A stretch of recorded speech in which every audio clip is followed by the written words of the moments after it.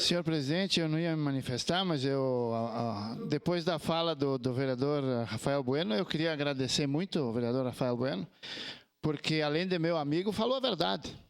Além de ser meu amigo, falou a verdade, né?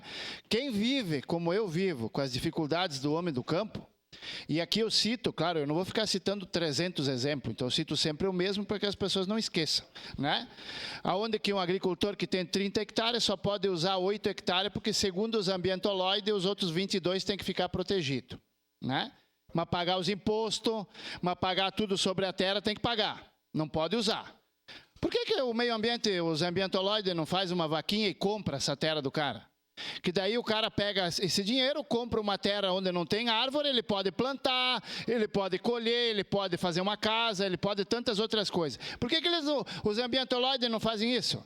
Eles só querem ser adonado o que é dos outros. Ponto e basta. Outra coisa que o vereador Rafael falou e que é verdade, e eu falei naquela tribuna ali, e infelizmente eu estava certo, infelizmente. Poucos meses depois, o que aconteceu? A árvore matou um cidadão, né? Caiu em cima de um cidadão, matou ele porque estava na beira da estrada. Quem é o responsável? Ninguém. Aí os ambientoloides se escondem, né? Aí eles ficam tudo em silêncio. Eles não se manifestam.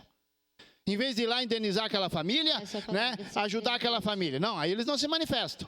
Então é uma pouca de uma vergonha. Graças a Deus, o Congresso Nacional, parece que foi nessa madrugada aqui, né, aprovou a lei de mudança do meio ambiente, aonde vai retirar um monte de exigências que hoje o meio ambiente tem em cima dos agricultores e de quem produz.